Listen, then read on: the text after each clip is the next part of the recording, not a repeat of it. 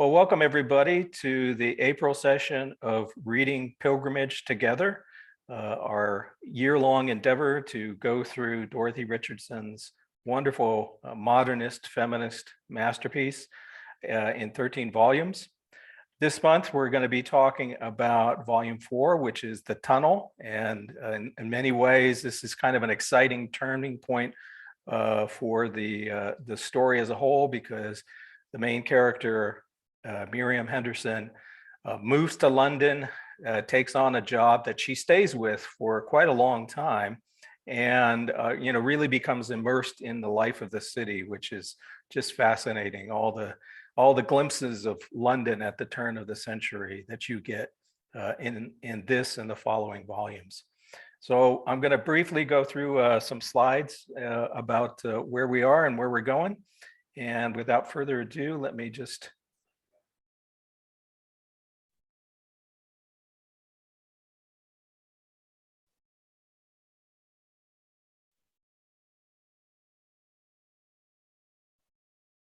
Okay, so this is the 28th. We're dealing with Pilgrimage Together. Of course, I think most of us are coming from finding and following the journey on Twitter using the Pilgrimage Together hashtag.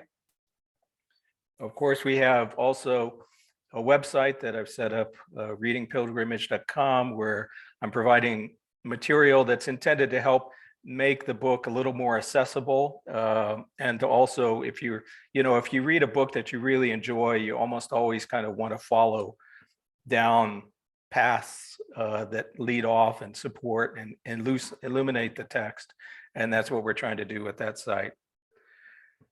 So this is congratulations to everybody who's hung in this point. A lot of folks tend to drop off when they go into volume 2. Which is a shame, because it's really getting to what I think is some of the best parts of the story as a whole. So just looking ahead, in May, our regular session will be on the 26th. We have Dr. Louisa Traeger, who is a novelist, and also she did her thesis, her PhD was on Richardson studies.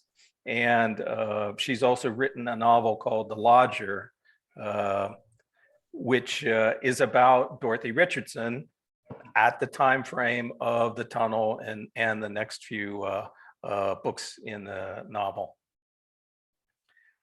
I also want to mention, and we'll be announcing this on Twitter and through the mailing list later today, because I didn't want to confuse people, but we have arranged for a special joint discussion, thanks to the cooperation of Fergus Edwards, who's a PhD student at the University of Tasmania. They have a modernist reading group that literally just finished reading Pilgrimage Together. And I thought that was a great opportunity to have a discussion between essentially those who've completed the journey and those of us who are kind of midway or started out on the journey, and talk about thoughts and share some feedback with, because one of the challenges we have is there really aren't too many people who have read this book. And so it's something when, my website is about neglected books, and I often am frustrated that I'm standing in an auditorium by myself, because there's no one to have a dialogue about the book, because they haven't read. Nobody else has read these things. So, and I think we would all agree that our ability to have these discussions together has been one of the best parts of going through this experience of reading Pilgrimage. So, book 4, The Tunnel, first published in 1919. And with that, I will hand this over to Becky to share some of her wealth of knowledge about Richardson, modernism, and all things related to the literature of this period. So I will free you all of this burden, and let me just, oops, there we go. So thank you, Becky. Thank you. This was very interesting, actually, to hear you say that, this is, the tunnel is beginning to set up some of the themes that are going to become important, and that it's when the books really start to get good, because that's my bias as well. That's my impression. And it always was when I first read Pilgrimage. We were gossiping earlier about the Virago editions and their availability or not. When I first read Dorothy Richardson, I put in an order for just volume 1. Because I looked at how much they cost and I thought, oh God, I can't, might not like it. So I just bought volume 1. I obviously liked volume 1 well enough to then buy volume 2 and eventually volume 3 and volume 4. But it was, it was not going to be a given. And I did it because I was doing some research into Virginia Woolf, and I was reading a book by Deborah Longworth, Deborah Parsons. At the time, she was publishing under that, The Theorists of the Modern Novel. And in that book, she had long quotations, long block quotations from Pilgrimage, which I read and thought, wow, this is something else. This is, I don't know what I thought, experimental, interesting, coming at a woman's consciousness, narrating a woman's point of view in a way that I've never really seen before. And then, of course, I started reading Pilgrimage and I thought, wow, this is so much of this woman's point of view. Maybe I don't want this much of this woman's point of view, actually. Go away, Miriam. Which I think probably we've all had moments at least of that in the reading process. As if you've got as far as the tunnel, you're 4 volumes in, you've probably been exasperated with Miriam at least once, I would say. And I do actually find, I think my relationship to the tunnel in particular has changed over the years. So when I first read the tunnel, I picked up a lot more on the reflections on freedom, and her excitement at finally being able to go about on her own. She's been earning her own money, obviously, for a while, for a few years in 3 different jobs, but she's always been constrained in one way or another. She's been a teacher. She's got a certain kind of model of respectability that she needs to be, a certain image that she needs to uphold. That's still kind of the case, because she still has a job where she doesn't want to disgrace her employers and be fired, but she's got a lot more freedom to roam about on her own, to do what she wants with her spare time, which includes hanging out with her friends, but also going to lectures and going to the theatre and learning things and having very kind of inner city urban adventures. And that, to me, I think when I was reading it in my early 20s, and Miriam is about 20 or maybe 21 at this point, when I was reading it in my early 20s, I think I identified with that a lot more, that idea of being free in a city, and having not much money, but enough money to be able to go and do fun things. Reading it now in my late 30s, I find Miriam a bit more annoying than I used to. I find her misanthropic reflections on the people that she meets a little bit more jarring than I did, which makes me wonder whether I was more misanthropic at the time, and maybe that's why I thought it was okay that she was being so horrible to people in her head. But I think that's it's kind of the peril of pilgrimage. It's the joy and the attraction of pilgrimage, but at the same time, it's the trap and the sorry, that pun wasn't intended. We've not got to the trap yet. It's the what it is, it's the the Venus flytrap or the honey trap, that you get so much honesty, you get so much authenticity from Miriam, but at the same time, this is the authenticity of her primary thoughts. These are you can see Max, so I want to just go all literary impressionism on it, but these are her primary perceptions. As much as she can get to those and can narrate those, how far that is possible is obviously up for debate, but that's what she's trying to do. And those, they're unfiltered in modern day parlance. They're, she's not censoring her thoughts. She's not thinking, oh, that's not a very nice thing to think about. So sometimes she is, maybe, but she's thinking that after she's already thought it. So we get the thoughts, that maybe aren't particularly nice. based on things that she's read, based on prejudices that she's heard. People say that she then repeats. There's quite a lot of dodgy stuff about race in here as well that I think does kind of jump out. And she reflects, and in later volumes I want to assure you that she reflects a little bit more on some of this, and she comes to a much more nuanced and mature opinion on some of the things that she's thinking about here in her very, very early 20s. But here, you've got this woman who's just newly out in the world. She's trying to work out what she thinks about the world, life, categories of humans, whether that's men versus women, or different races, east versus west, and never the twain shall meet, science versus religion, all of these kind of dichotomies that she's trying to disentangle. And what she's doing actually is she's starting to push against the idea that these concepts should be dichotomies, and actually maybe, in science versus religion, for example, maybe there's some space in between these two concepts that she can kind of make her home there. But she's really at the very beginning stages of working it out.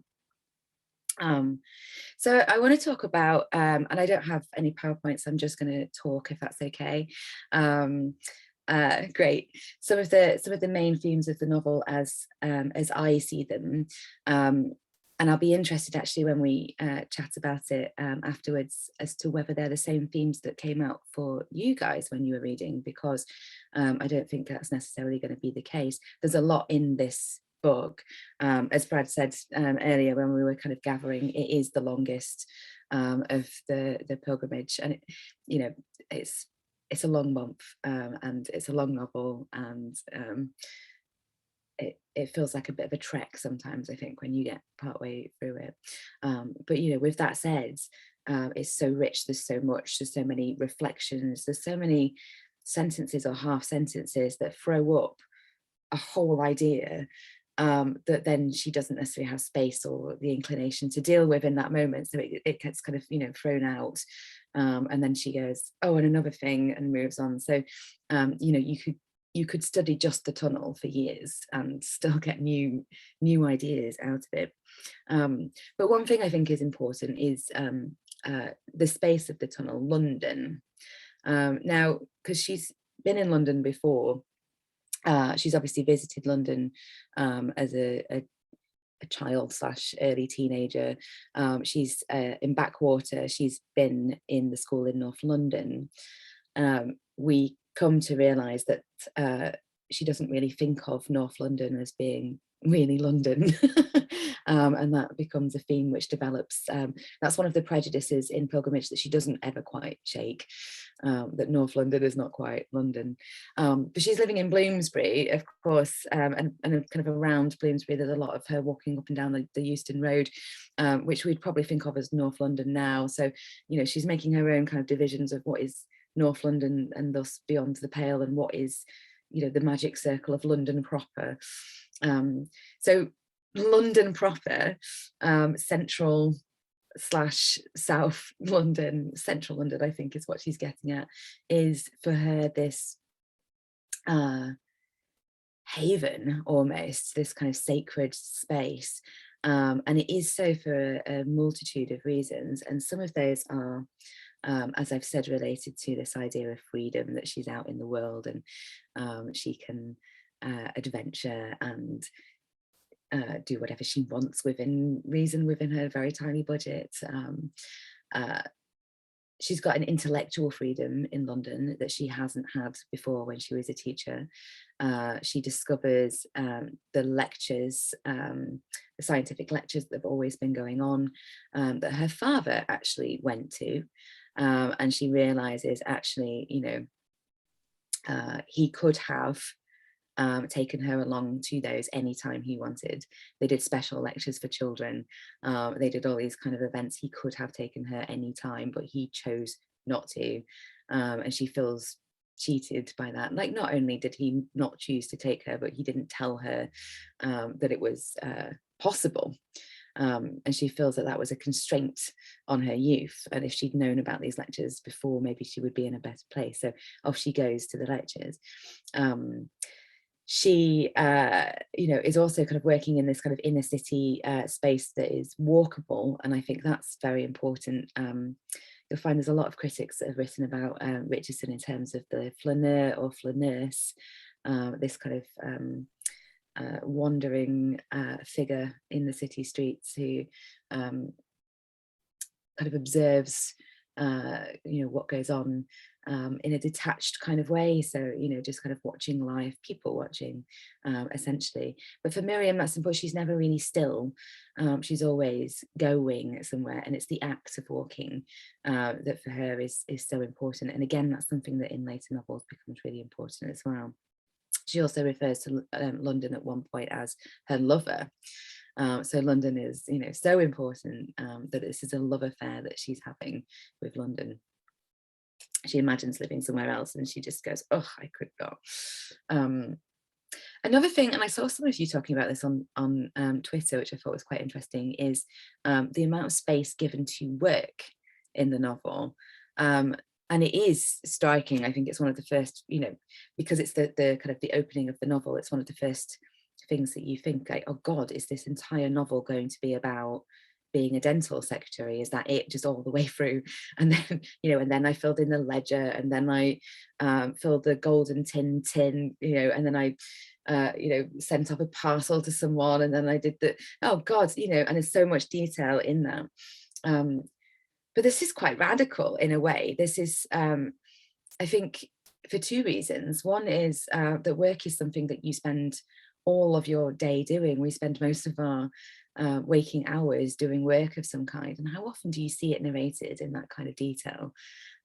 Maybe if the job was something glamorous, like, I don't know, working in a theatre in New York in the 1890s, or I don't know. But this is not glamorous. This is daily. This is mundane. This is, it's a series of chores. She actually refers to it at one point as drudgery, and she says, could you go on being a drudge all of your life for someone else? And she thinks maybe housework is drudgery, but then she thinks, well, housework is for yourself though, whereas this is someone else's drudgery, and that makes a difference. Along with work, so along with that kind of idea of, this is what takes your time, this is what life really is, so maybe a kind of a more realistic view of someone's life. I think it's also radical in the fact that it's a woman speaking. So this is, again, right, 1890s, the new woman, going out into the world of middle class clerical work in ways that haven't been done before. Working class women have always worked. Middle class women had for a long time been able to be teachers, taking in sewing, that kind of thing, teaching French or music to people. But clerical work of this kind, this is a very new thing for women to be doing en masse. And so she's owning that. She's owning her mastery of this, and she's good at her job. From a biographical point of view as well, I don't know if this has come up in previous discussions, but because Dorothy Richardson did also work in a dental surgery in Harley Street, so all of this is very close to her own experience. The beginning of the First World War as well, she started writing for the Dental Record, or actually just before the First World War, she started writing columns for the Dental Record, which was a magazine by and for dentists. And she was writing a regular column for them called Comments by a Layman. Again, interesting gender in the title there. But that was her commenting on dentistry, and also all sorts of other very quite randomly connected things that just occurred to her that she thought was interesting, as being, from the point of view of someone who doesn't know very much about it, although she does obviously know some things about it. So she says, oh, I'm just a layman, but there's a new drug that you can give to your patients, which will give them less pain when they're under, and you're like, okay. And she also uses that as a space to think about, again, you know, what she thinks about Germans and what she thinks about Jews, and what she thinks about diet, and, you know, particularly suet and meat, and other things that you maybe shouldn't eat too much of. And then she kind of loosely connects it to teeth, but, you know, really she's having a diatribe about gut health. But, you know, so she does that. And then in 1914, when the regular editor goes to the war, they ask her if she will take over as editor of the magazine, and she says no. I kind of wish she'd said yes, because what would we have then? This dental magazine would be absolutely bonkers if she was in charge of the whole thing rather than just this one column. But, you know, she's invested in dentistry, is what I'm saying, in a way that, you know, you wouldn't necessarily expect someone who we now think of as being primarily a novelist and an experimental modernist novelist at that, to be invested in something so scientific and, I guess, niche. But there we go, there she is. So that's interesting too, as well as of course the relationships that she builds there. Oh, I've just seen Mikey. Oh my God, absolutely give it to your dentist. Make your dentist read it. That would be wonderful. And I would love to know what your dentist thinks of it, actually. Because I know, obviously, you know, this is past dentistry, so it's not going to be the case of, oh, we don't do that, because, I mean, I should hope that dentistry has moved on since the 1890s, but that would be super, super interesting. So that's the other thing as well. I think we'll talk about this. Brad's wanted to talk about this a little bit at the end, is her relationship with the dentists, or Mr. Hancock in particular. This, again, something that is very much of its era, this idea that, you know, this is Mr. and Mrs. Orley's house that the dentistry practice is in, and they have, you know, their rooms at the back / upstairs, and the servants has their rooms, you know, kind of at the back and downstairs, and then kind of the front part is the dentist's, you know, the waiting room, and, you know, the little desk where Miriam would be sat at, and it's all part of the same building, and they have tea in the same building. That's very, very odd.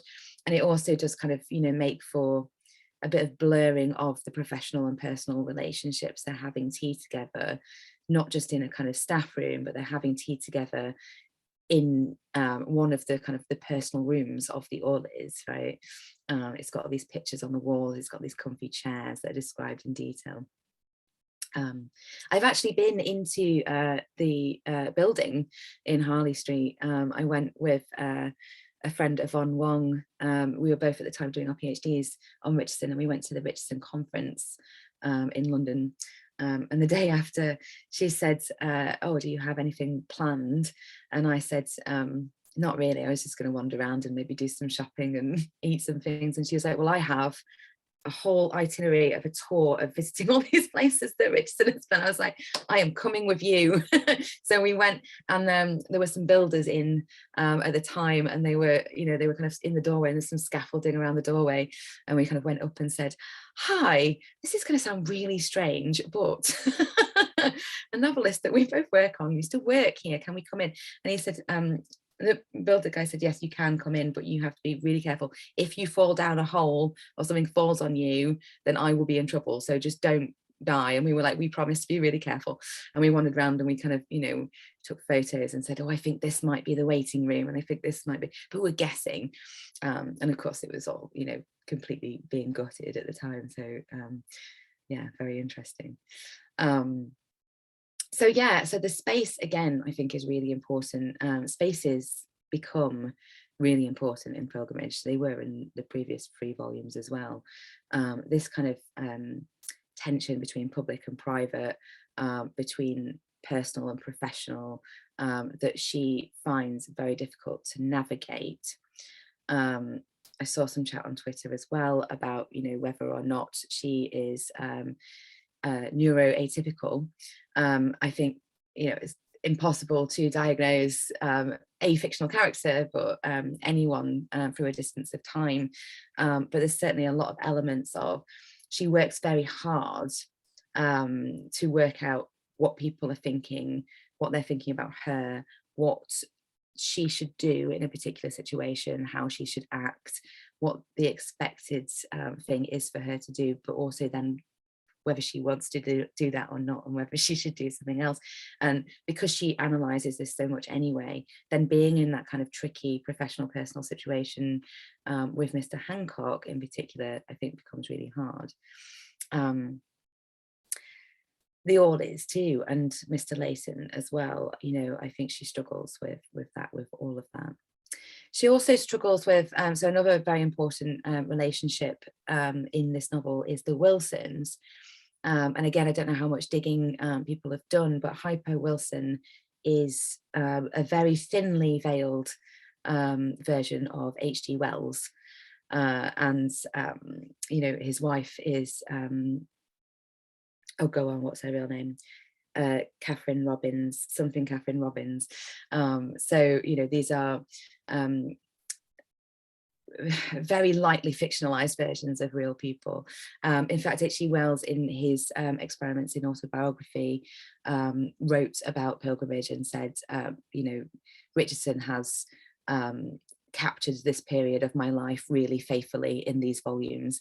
And he writes that as if, you know, this is just facts, like she has documented this. He's, you know, he says the only thing that she doesn't, in terms of their love affair, I'm skipping ahead, sorry, spoilers. The only thing she doesn't really dwell on is this particular one night when we did this, this, and this. But everything else is absolutely true. You think, okay, wow.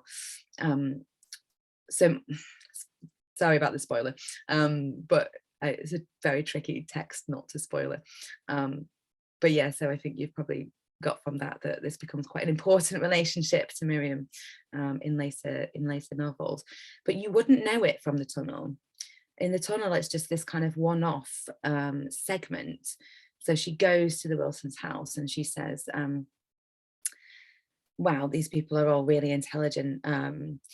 First of all, she thinks, okay, these are my people. These are the people I'm supposed to be hanging out with. They are, you know, their minds are on higher things, and I'm intelligent, and I belong with these people who are talking about writing and, you know, being intelligent. And then she goes, oh God, no, I hate these people. I can't spend any more time with them. They're too pretentious. They're too stuffy. And she's swinging continuously between those two modes, which kind of sums up most of her relationships with everybody, really. But in this case, I think is, again, going back to her very young age, the idea of being a writer is incredibly attractive, but it's also terrifying. She's still very unformed in terms of her self-concept. What she does know about herself is that she's intelligent and that she wants something more from life than is being immediately offered to her. But she does not know in the tunnel what that is going to be and what form that's going to take. So being a writer is one version of that. That's one exciting version of that. But then there's other versions of that too. So she also, it's another important friendship, Mag and Jan. She goes to their house, you know, often, and, you know, cadges food off them. Which, and I love those scenes. I think they're very kind of historically realistic, I think. You know, making cheap soup out of powder as a kind of, you know, just to kind of feed yourselves. But they're another model for how to live a life. And she's looking at them and thinking, okay, how are they doing it? How are they working it out? And partly, you know, they're learning shorthand, which means that they're getting paid more than she is. So this is an alternative professional future for her, that she can, you know, upskill in terms of her clerical skills, and then go into an office and work in something that maybe has a little bit more longevity, because she does feel that being a secretary has a kind of time span on it, as she has previously felt about being a teacher, right? She goes, you can't be a teacher forever. At some point you get too old, too tired, you can't carry on. You know, she's trying out models for her future, and she's not sure if any of them really fit. She's also a little bit concerned about Mag possibly wanting to get married. Magda's got several kind of love affairs going on at the same time, that she asks for advice about. She doesn't really want advice. And Miriam thinks, okay, well, is Mag going to get married and become one of those women? And those women, you know, this idea of those women comes up quite a lot in Pilgrimage as well. And I think especially in the tunnel, that, you know, she's continually looking at other women and men as well as models, potential models that she can follow. And mostly she looks at them and goes, well, that's not good enough. That's attractive. I can see the appeal in that, but it's a limited appeal. I couldn't do that forever. That would drive me mad. I couldn't put up with those people. She's looking as well at her sisters. So her sister Harriet is married, is about to have a baby. When she visits Harriet towards the end of the novel, Harriet is literally about to pop. Her sister Eve is doing the same kind of job that Miriam herself had done in Newlands, in the kind of country house, being a governess, but Eve is not enjoying it, getting very ill. The sisters go on in later novels to kind of earn their living in new and different ways, and she continues to look at them and think, how are they doing what they're doing? Should I be doing what they're doing? Should I be more like my sisters? And that's something she asks herself all the time. So again, all of these relationships are important, in part because of the fondness that Miriam has for them, and you know, the real kind of affection and love that there is in some of these situations. But mostly, I think, for what they teach Miriam, or what Miriam believes that she's getting from these relationships. And it's very easy, I think, to read this as Miriam's self-centeredness and her preoccupation with analysing the people for what they can give her, as opposed to appreciating them for who they are. But again, coming back to what I said at the beginning, I think in greater part is just because of the style. We only have Miriam's word for it. We only have Miriam's impression. And actually, you know, we have her looking at people and analysing them and saying, this person is definitely like this. This person definitely has a narrow point of view. This person would definitely talk to a woman like this. And then actually she's proved wrong later. You know, this impression that we get that Miriam's always analysing, you know, maybe is heightened to a point of exaggeration by the style. And maybe that's just how we all look at people. It brings up as well, so this is I've got two more kind of points that I want to make. The first one is these big questions that she keeps asking throughout the tunnel. And again, most of these she comes back to later in Pilgrimage, and in fact has already thought about a little bit in the previous volumes as well. So one is the woman question, which, you know, very much of its time. Do women have smaller brains than men? She's reading the encyclopedia and she's reading all these entries on women, and she gets very upset. You know, scientists, neo-Darwinists telling her that, you know, women have smaller brains than men, and so therefore women will never be civilized. Women are never going to be artists because they don't have the sensibility to be artists. They are meant to be maternal, that is biological, and that there's nothing she can do about it because she's born with that maternal instinct. And obviously Miriam being Miriam, there is nothing that she despises more than A, being told what she is, and B, for that to be something that she has no interest in being. So it's not just the reading of the encyclopedia, it's every time she talks to anyone, men in particular, they may say something that's a little bit dismissive to her, and then she goes, oh, well, I would have known that you are the kind of person that would have said that. But also, again, coming back to these women who are her models, talking to those, she's simultaneously repelled and attracted by feminine women. She looks at them and thinks, wow, you are pulling off an effect And there's that whole section when she's in the lecture with Mr. Hancock, where she sees the woman with the nice dress and the feather. And Mr. Hancock says, "There's a pretty woman." And then he says, "Oh, or a pretty dress anyway." And she goes, "No." She doesn't say anything in her head for several pages. She goes, "No, can't you see it's just an effect? It's the way that she walks, the way that she holds herself. It's the way that she's acting." There's a parallel of that. So Richardson continued to think about this for a lot of her life, because she's still writing about it in the 1930s in one of her columns for Close Up. The film magazine that was formed by Winifred Breyer, and Robert McColman and HD, although HD didn't do very much of the editorial work, I don't think. And so Richardson wrote a regular column for them called Continuous Performance, and she's writing about the cinema. And she uses that as she likes to go off topic, so she uses her writing about cinema as an excuse to write about a woman who comes into the cinema, who is again dressed in a very particular way, very pretty, creating an effect, very aware of the effect that she's creating, and how that works in the cinematic space when actually you're supposed to be looking at the screen, but she walks in very daintily and she's aware everyone's looking at her, and she's doing it on purpose, and she suddenly is the spectacle.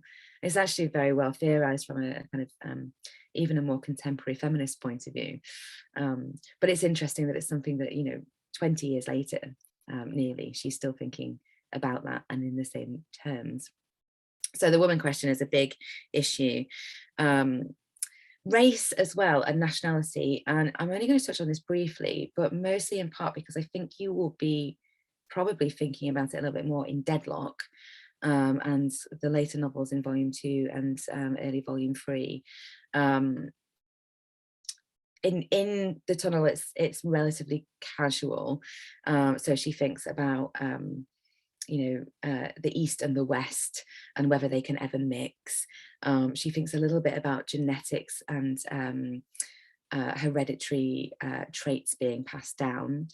It's fairly obvious when you have the knowledge of the later volumes that she's doing so in terms of, again, kind of neo or social Darwinism, and the burgeoning eugenics movement at the time, but she's not really committing herself anywhere. She's just starting to kind of sound out these ideas. But I wanted to mention that as something that I think becomes more important in the later volumes.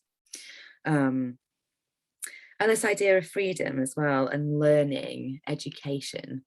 Again, it's related to the woman question, but it's a wider question of, what learning is she entitled to? What education is she entitled to? What education has she had already? What education are other people having? And this for Miriam is very bound up. So I'm just turning my light on, it's getting dark. Very bound up with class. So again, this is something, I'm going to circle back around to Mr. Hancock. This is something that really gets in the way of that relationship, this sense that she has, that they are both of the same social class, or at least started out as the same social class, and that, there's a kind of barrier between them now in the perception of his female relatives, because she is no longer the stable middle-class woman who doesn't need to work. She's no longer the suburban or semi-rural woman who just focuses on being pretty and playing tennis and cultivating accomplishments and sitting around in drawing rooms and smiling. She's an employee. So she's working class now, and that's a huge barrier. But she mitigates that for herself in her own mind as being less of an issue because she's educated. So she says, well, I may be working class, I may be an employee, I may only have £1 and 5 shillings or whatever it is a week, or a month, I can't remember. Anyway, very little money. But I am free, and I am free in my mind because of my intelligence, because of my education, because of the resources that I have, the mental and emotional resources that I have, and that is more important than anything else. So in doing so, I mean, that's a little bit of I don't know, self-preservation. You know, I think we've probably all done this in life at some point. We've said, okay, well, you may reject me, but I'm too good for you anyway. So there we go. Yeah, because you have to do that in order to maintain your sanity, right? And your faith in yourself. Every time you get a job rejection, well, I didn't want the job anyway. And I think that's what she's doing here. I'm going to stop there, and actually, and I'm going to kind of bring it out into a kind of broader discussion of Mr. Hancock and what goes on there, because I know, Brad, you were it is perplexing and you were saying, I wonder what really happened there. I think Richardson is deliberately leaving all these gaps. She does this, so, you know, did something happen? Was there an argument? Was there a falling out? Or was it just the female relatives looked at her and thought, oh, you're angling for him? For everybody else, what I mentioned to Becky, I think it's in chapter 19 or 20, there seems to be like a falling out, like a real turning point in Miriam's relationship with Mr. Hancock, where she does definitely say, you know, kind of say, oh, well, you know, I have to get back into this box that he sees me being in. And, you know, I think actually that we had an exchange just within the last 24 hours on Twitter that it occurred to me, you know, something again, these Twitter discussions are bringing up wonderful points, but, you know, my response at one point was, I think often, you know, if you think we are very used to seeing what I would call the complete arrow of causality. So, you know, here's the cause and here's the effect. And I think very, very often, Richard only gives you half the arrow. So she gives you the effect without explaining the cause. And I often think, you know, it's come to me, this second journey through the book, it's almost as if the things that affect Miriam most deeply are the ones that are dealt with most obliquely. You know, her mother's suicide, her father's bankruptcy, the rejection by the Hancock cousins, which clearly, you know, something went on in that interaction where she really felt like a door was slammed in her face, so to speak. And yet, you know, you will never find, you know, the cause and effect spelled out in any sort of direct and literal and linear terms. Yeah, absolutely, I agree. And I think that's an interesting contrast with the ways in which she deals with really quite minor emotions. So, you know, we hear a lot about, and I love this, the minutiae of everyday life, right? So her shoes cracking by the fire when, you know, they've got wet and then they dry out too quickly. You know, the new outfit that she buys with the hat, and is it too shiny? But no, the lilac really works to bring it all together. And, you know, she's managed to again create an effect, and, you know, someone else, some smart woman would have done that, someone else wouldn't have. You know, what she eats in the cafes, the boiled eggs and the roll and the butter and the cup of coffee, like those details. She spends a lot of time telling you the details. But then something important like her mother dying and the grief around that. We were saying this is a long book compared to the others, but it contains what I think is the shortest chapter in all of the books, which is the one where she says, why do I always end up here? And she ends up at Tegan's Teas, which is where she's been for tea with her mother. But that's not explained. She doesn't talk about her mother in that passage. She just says, why do I always end up here? I'm, you know, wherever I'm going in London, I end up here. I'm going to go mad. And you know, if you don't remember that Tegan's Teas was important in a previous book because she went there with her mother, then you just kind of go, what? Okay, what? But yeah, and then so coming back to Mr. Hancock, that's Mark is saying it, yeah, she's indignant, and then she says, oh, he, you know, this is absolutely right, but you know, who's trying to be chivalrous, who's trying to protect my honor. Maybe that is right. Oh, but he's an idiot and he's a fool. And she does swing between the two. I think she comes out thinking actually he's both.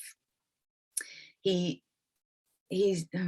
either he's come to a he didn't realize he was flirting with her, and he didn't realize that it was being read by other people as being a flirtatious relationship that was going to lead to something, or he was flirting with her and he was intending for it to lead to something. Either way, the female relatives came in and saw that and said, no, sorry, but no, you're not doing that. And we're not sure which of those it is. But maybe Miriam isn't sure which of those it is. Maybe she's not sure whether he ever had intentions towards her or whether he was just flirting without really knowing that he was doing so. Because, you know, she doesn't have insight into what's going on in his head any more than we do. So maybe that's also why she's, you know, indignant, as Mark says, at first, and then changing her mind. Well, Becky, this is wonderful. I'd like to take you off to the side and go talk for the next couple of hours about all the points that I've taken down as notes, but I really want to open this up to everybody else who's participating today. And, you know, if anybody wants to bring up points or ask questions, you know, that's what, and I see we have a hand. Phyllis, if you want to chime in. Oh, yes. Thank you so much, Becky. This has been wonderful. This is what, when you talk about Miriam's, the way she is so absorbed with herself and how you felt when you were in your 20s reading her, and I was flashing back to my first trip to South America on my own, and, you know, that kind of thing. But she was much older than that when she was writing this. Mm-hmm. And so I'm curious about two things. Do you think she had mapped this out ahead? But the more interesting is, it's almost as if she is pulling up, invoking this earlier self, knowing perhaps some of the things you're saying, that as she grows older, she's less misanthropic. So it's almost like a double doppelganger. I mean, she's pretending to be what she used to be to tell us who she was then. And so if you could tell me a little bit about how you think the actual work was created. I mean, because also I got some of the original books from the library at Cal, and at the end of at least the first 2 or 3, it already has, the publisher already has forthcoming, you know, another book. Yeah. And I don't want to get into the weeds on this, but it just, to me, that's such an interesting where she was mentally when she was writing all this. Mm-hmm. Yeah, no, that's super interesting. You've actually given me a flashback to my PhD Viva, where my external examiner asked the exact same question. So the late great Laura Marcus said, and do you think that Dorothy Richardson kept a diary? Because it seems to me that you know, this reads very much, Pilgrimage reads very much as if she kept a diary and had that to refer to, in order to then kind of come at the details of, yeah, can people remember in that much detail? I can't remember in that much detail. And I, you know, because I was being examined, so I was a bit flustered, and I was like, well, if she if she does have a diary, we don't have it. And she said, no, I know, but I just wondered what you thought. And I was like, oh, okay. Yeah, she was 45. She was 45 when she's writing these memories of a 20-year-old, which, and I mean, it's just not the memory of places and things and looks, but the, you know, the emotions and the thoughts that's so extraordinary. Mm-hmm.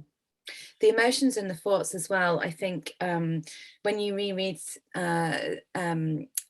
particularly the evasive sections, actually, you can absolutely understand how the character's feeling. It's very, very clear how they're feeling.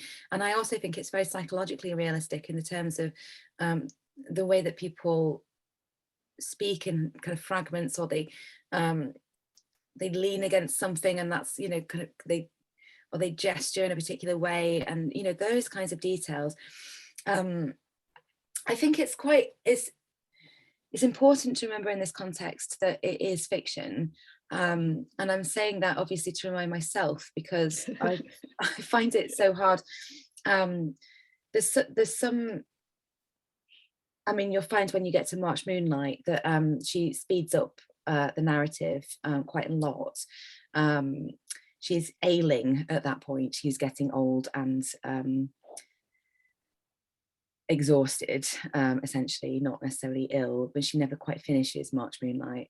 But it kind of just stays like as this kind of yellowing manuscript. I think this was Prior, who I can't remember, someone described it as this yellowing manuscript on her desk that in between one visit and the next, a year apart, it had not been touched, it had not moved.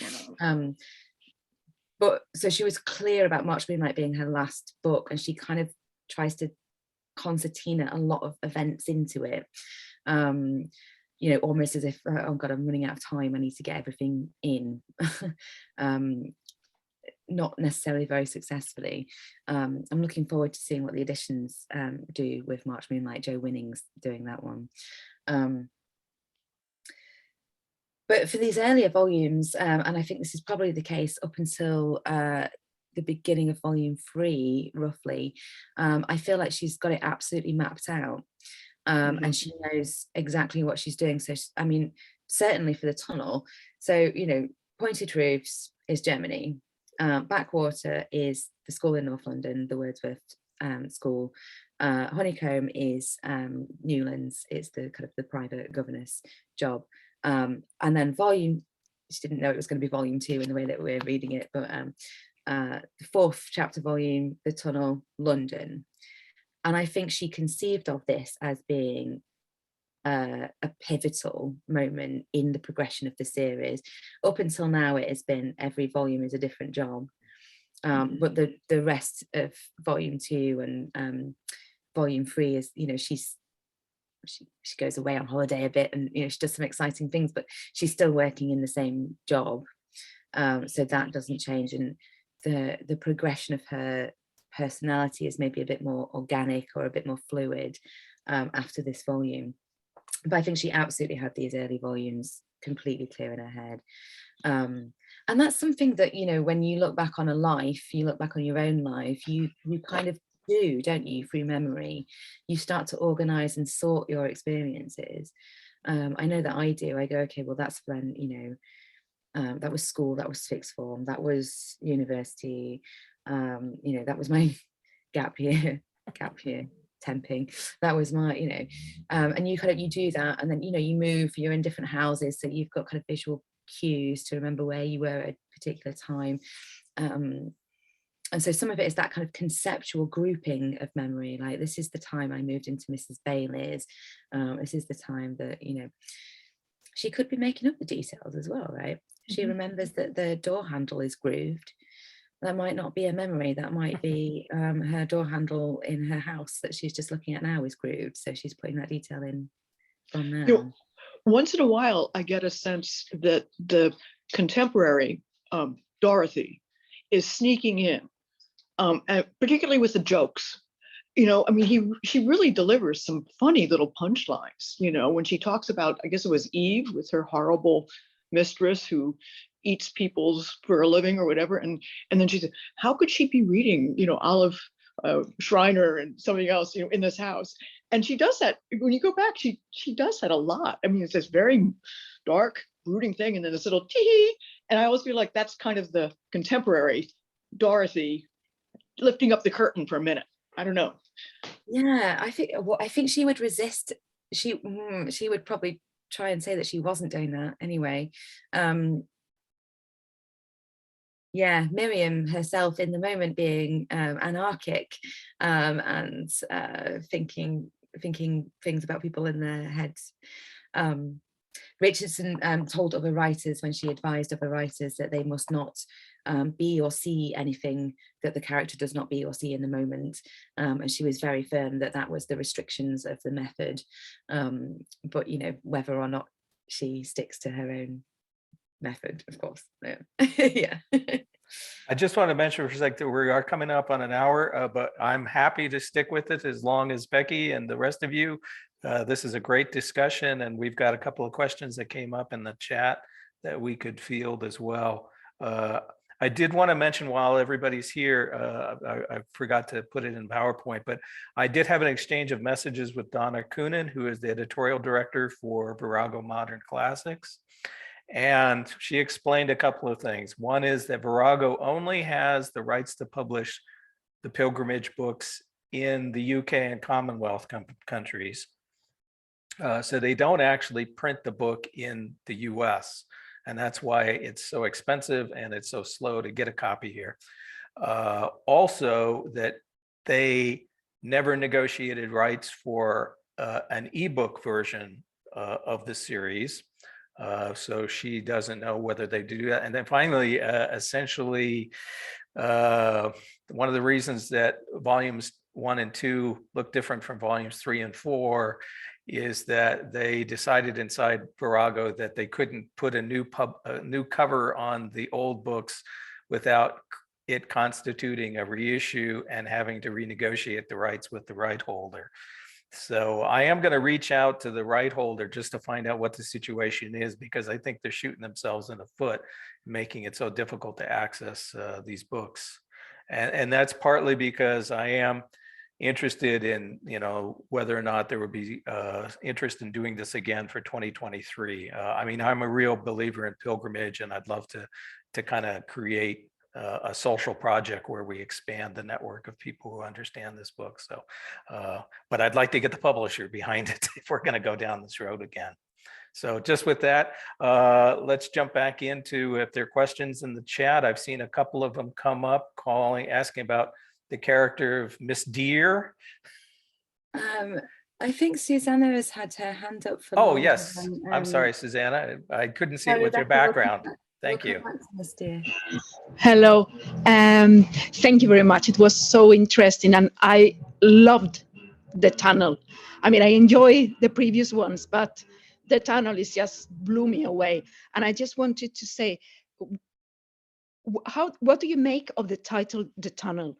Because if anything, she's coming out of a tunnel.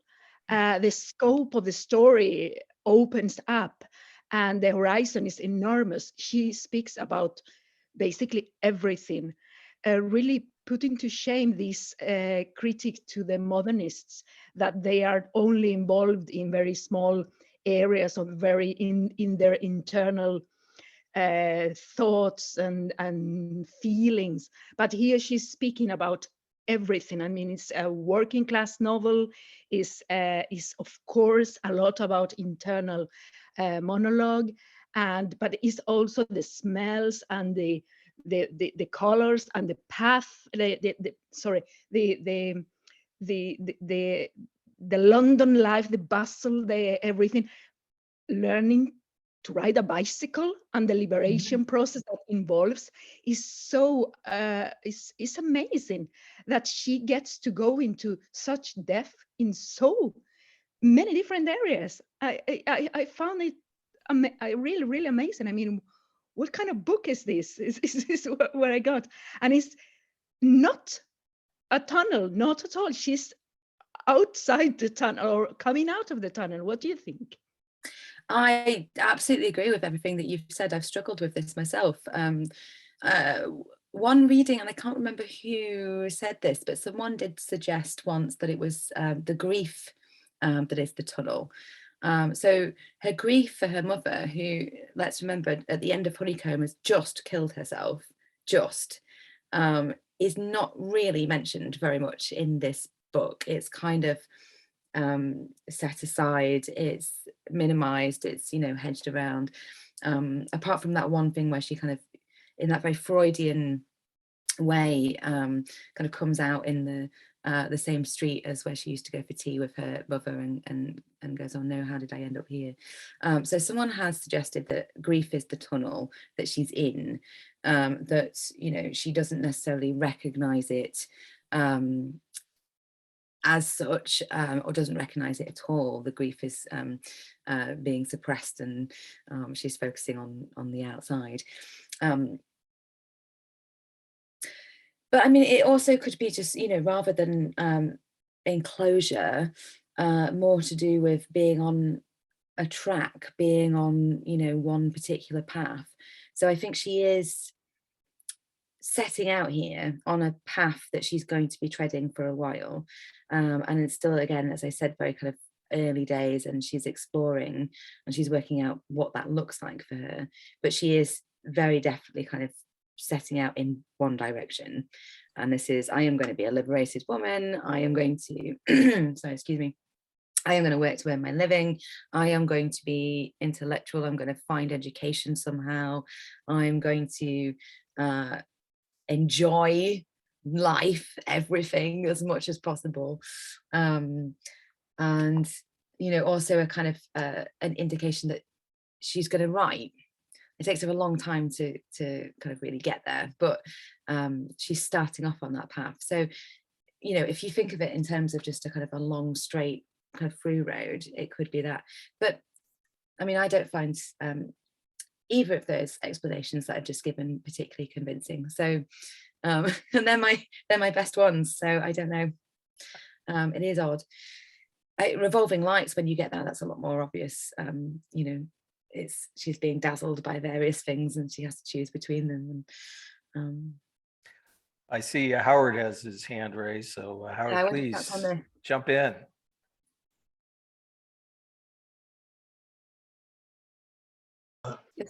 Yeah, there we go. Is the camera on? No, but we can hear you. Yeah. Oh, no, you need my camera because I've got I've got the manuscript. She did a little drawing on I can't seem to get my camera working, sorry. So this is rather pointless, but on the manuscript of the tunnel, she did a little cartoon of a long windy tunnel and this little creature coming out the end, and it says emergence from tunnel. So I don't know whether it's just her little joke about writing the book is that. Wow. That's on the manuscript. It's on the cover of Adam International. I wish you could see it. It's a lovely little picture, but my camera, maybe I'm cut out from it. But anyway, that's just my little comment. Maybe you could share it later and then Brad could put it on Twitter or. Yeah. Actually, I have it. Oh, there we are. Yeah, there it is. That's exactly it. That's exactly I have a copy of that. I have never noticed it before. I have never noticed it before. So this is a magazine, came out in the 60s, and it was a special issue of kind of half for Proust and half for Richardson. And there's several articles in here that I think I've already excerpted one. And there's some part of the discussion I put out today, this month on Teachin's Tea that comes from a thing that Richardson's sister-in-law wrote in this magazine. But I never actually looked at the cover. Yeah. Emergence from tunnel. Yep. Yeah. So I mean, that could imply that the tunnel is her emergence from the tunnel of the teaching years, which, you know, she did not enjoy. Right. I mean, just a couple other things. I mean, I just wanted to chime in on your comment about, you know, reading this as a young person, reading this from a distance of age. I had an exchange with Rebecca Hussey within the last day or so, where, you know, we both commented on essentially the snottiness, Miriam's snottiness. And it suddenly struck me, I'd never made this connection before, but to the character of Holden Caulfield in Catcher in the Rye, because he is like a typical snotty ass, you know, teenager who thinks everybody is a phony and everybody, you know, kind of, he's going like looking at all these life models, if you will, and rejecting them as well. And I suddenly saw the parallel. I mean, it is something that you do as a young person. Yeah, if you don't, you know, essentially, if you don't boost yourself up to be in a position to reject other people, it's kind of a critical stage in ego building, I guess, identity building. So I should just suggest that somebody should write a PhD about Miriam Henderson as a snotty young adult. Yeah, no, absolutely. And I agree. I don't want to give too much away about myself here, because I've, you know, again, when I was in my early 20s, I think I did do quite a lot of that. Hopefully everyone did. I don't want to feel like I'm just a terrible person. Yeah, Thank you, Rebecca. Yeah, I think this is, maybe we all did. I hope we all did. And then we grow, right? And then we stop. But yeah, she's very oppositional. So the snottiness also, like, it changes its focus. She's being, some of it I think is more uncomfortable because she's being snotty about people from different races and classes. So, you know, when she's very horrible about Jewish people, when she's very horrible about working class people, you know, you think, oh, Miriam, really stop it. But when she's being snotty about people that are in a higher social status than her, and she's punching up, as it were, you know, I find that a lot less uncomfortable. Yeah. So, you know, when she's being snotty about H.G. Wells, I'm like, well, fine, that's, you know, Right. go ahead. I think, I mean, to me, this is one of the things where it's just stunning to me that this book isn't better known, because I think many young people go through this process. I mean, my 3 kids are in their 25 to 29, and they're all going through this. You know, they've done the university and schooling project, they're done with that, they're into the career project, and they're all kind of finding some amount of dissatisfaction, you know, that those things aren't enough, so what else? You know, what am I going to do with my life, I think, is a question, especially at that time in your development, people are asking all the time. And that's exactly what, you know, exactly what you see going on is she's picking out models and looking at them and examining them and saying, no, that's not working for me. No, that doesn't work for me, et cetera. And some of it comes across as annoying, but it's, you know, it's such a basic human identity development process in other ways. And she continues to do it. She's been doing it since the beginning. She was doing it with the Fräulein in Pointed Roofs, you know, looking at her and thinking, could I be this woman? Is this, you know, is this what I'm going to do? She's doing it with the pens and the brooms as well. So Grace Broom and, you know, her mother and her sisters, like, could I be that kind of woman? And then, you know, and I think as she gets older, she matures, she does it a little bit less, but she still has occasionally these moments of reflection of, you know, am I on the right path? What am I doing? And am I doing this right? Which again, I think, yeah, this is a universal concept. We are always growing, and we're always thinking, you know, what next? I've been doing that a bit recently. I don't know if that's the lockdown. Yeah, you start questioning things yourself. Yeah, I see. I just wanted Claire's comment about how important private space, you know, and how much having the room of her own, you know, is such a key feature of the tunnel. You know, the first time she hasn't had a space that was essentially somebody else's, you know, when she's been in the school in Germany, when she was as a governess, when she was with the Perrin sisters, you know, she was essentially living in their space and constrained in what she could do there. And, you know, it is, I mean, there are just so many degrees of freedom that are explored in this book. And how much of that is just kind of historical coincidence. I mean, Miriam could not have been Miriam 50 years earlier in England. You know, there wouldn't be access to bicycles. She wouldn't be able to go to lectures by herself. She might not be able to get a job of any kind of respectability and pay rent. She could have been a teacher probably still, Yeah, but exactly. You know how she feels about that. Yeah, absolutely. The room of her own. I want to address this. So the previous question about Miss Dear, which was, I think, quite broad, and then this, does she see her future self in Miss Dear? Yes, I think so. I think she sees a potential future self, one that she doesn't want to happen in Miss Dear. I think that's absolutely right.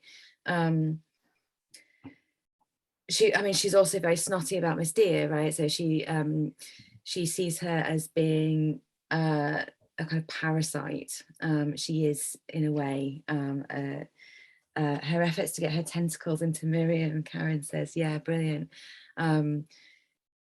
when Miriam finds out that actually Miss Dear has been kind of working through all the nurses in the the little kind of nurse collective home that she was staying in, and that she owes money to all of them, not only owing money to Miriam, Miriam kind of thinks, oh, right, okay, I've been taken advantage of here. And then she sees, Miss Dear kind of angling after this man, what's he called? Mr. Taunton. Taunton. And she feels sorry for him. She never feels sorry for men. She also is very kind of snobby and judges him as well, but she feels sorry for him because she thinks this woman is absolutely taking advantage of you and your life is going to be terrible with her.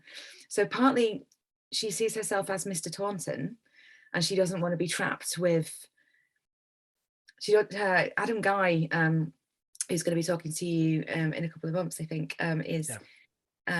he's very good on, he wrote an article about care in pilgrimage, and the ways in which Miriam is a caregiver but also resists caregiving, and how that's a very kind of complicated situation for her, because she finds herself with Miss Dear in the role of caregiver, and she does not like that. It's a hyper feminine role. It's the kind of the matriarch, the mother figure, but it's also being tied to someone who's themselves hyper feminine, and being around weakness, I think she finds very upsetting, as well as feeling like she has to be responsible for this woman. She finds the whole thing terrible, but that's what she's thinking in her head, right? Her actual actions, she steps up, she helps out Miss Dear. So let's not judge her too harshly, even though I want to. Yeah, she helps out, but it's funny where Miss Dear asks her to read, and she does read, but she's also saying, God, I just want to leave. I just want to be out of here. Yeah. And I think you brought up a very, very good point, which is, when one is dealing with, let's say, a fragile ego, being around weak people is really a frightening experience. It's a real sense of exposure. And I think that's part of, Miss Dear has to bring up some memories of caring for her mother, having to be the caregiver of that. And, when you're still trying to figure out who it is and what you do, you feel like you have less of yourself to give, I think. Yeah, absolutely. And again, she's still grieving her mother. It's not mentioned very often, but she is. She's very repulsed by illness and physical disability as well, here and elsewhere. So when she sees Miss Dear has done something to her ankle and it's all strapped up, and she doesn't ask, and she thinks, oh, another woman would ask about this, but I'm not going to, and she says something else, completely irrelevant, Right. instead of asking her, which again, it's Freud would have a field day with it, I'm sure. The anxiety about illness, and where does that come from? Right. Yeah. And she can't wait to ship her off to Bournemouth to get her out of the picture. Yeah, absolutely. Even with Eve, right? So Eve is also sick at this point, and anxiety, nerves. She's not comfortable around that either. She has the conversation with Eve's employer where she's very bluff, and she's like, well, she just needs a holiday. Probably she just needs a holiday. She doesn't, some of that you could read as she doesn't want to get into it with Eve's employer, because what business is it of hers? It's, it should be a family affair maybe. But Eve also is grieving, and they've had all these difficulties, and the dad is now bankrupt and is living off the eldest daughter, and it's all been very hard, but she doesn't want to confront that because that's again weakness. Disability in a broader sense than the way that we use it now, perhaps. Anyone else have questions they want to bring up? Consumptive nurse is in a very difficult spot. Yes, absolutely. And these were the days where people didn't get over tuberculosis. Cases went on for years. They kind of became permanent patients. Yes, the bicycle section. Yes, and there's more to come. She buys a bicycle in the interim, by the way. A bicycle of one's own. This I couldn't find it, but someone that I met at a conference once, who I then convinced to read Pilgrimage, when he was reading the tunnel, he came across the bit with the saddle, and she mentions the particular brand of saddle that she's bought. So she's rented the bicycle here, but she's bought her own saddle to put on the bicycle, as you do.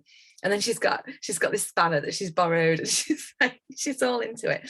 But the saddle was a particular kind of saddle, and he had then found a picture, like an advertisement, a line drawing advertisement of this saddle that was like, you know, state of the art, the newest and the best. Like, it's got loads of springs on it, so it's got a soft kind of hydraulic cushioning effect for the bum as you cycle along, is the idea.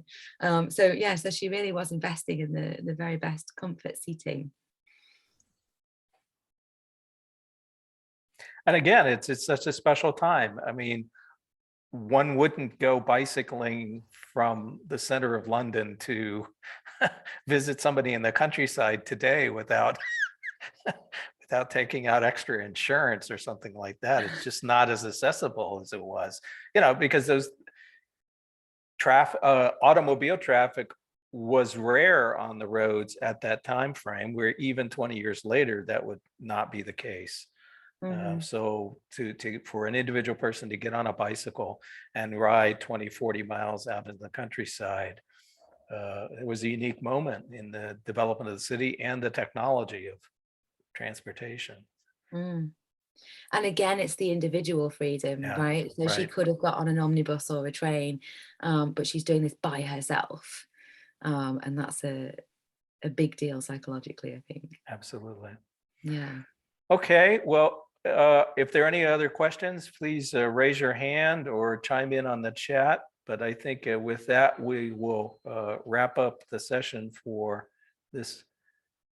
The drunk man on the road is a question. I think he's just random. I think he's meant to just kind of stand in for the threatening world that so very similarly towards the beginning of the tunnel, when she's walking back from Magagnans and she's singing to herself or humming, and then this man kind of gets in her way, and you know, and he's like and she gets so angry and she just shouts at him and then moves on, you know. But he's just being a leery man. He's not really that threatening, but it kind of just standing for those moments of, you think you've got absolute freedom, you're on your own, you're in the streets, you're singing to yourself, you're feeling happy, and then something comes and spoils it, because the world is still there and you could never be completely free and easy as a woman. And sadly 100 years later, the situation in terms of the safety of walking as an individual woman late at night in a city sadly hasn't changed. Yeah, she's anticipating Reclaim the Streets. Absolutely. Yeah, I think that's another reason why this novel still, you know, again in my 20s, and still now, you know, it resonates still. Yeah. I mean, it's just so full of issues that people deal with today. I mean, I'm living in the city in Montana, but a real issue is being able to find a place to live and being able to afford the place, because the housing market here is so crazy. And so, yeah, I mean, there's so many points, and the more we can do, at least for me, the more we can do to make this better known, because I think it's, you know, it speaks to so many things that people deal with today. Yeah. Okay, well, thank you, Becky, so much. Yes, thank you so much for joining us. It's been a wonderful discussion. All of these have been so exciting, and thank everybody for joining in. As I mentioned, I will be sending out an announcement. We have a special meeting on it'll be the 11th of May for most of us, but the 12th of May for those in Australia or on the other side of the international date line. We'll have a joint discussion with a reading group based in Tasmania. And then on the 26th of May, we'll have a session with Louisa Trieger, who will also talk about her novel about Dorothy Richardson. So thank you all so much for joining us. Take care. Thank you, everybody. This has been brilliant. I've enjoyed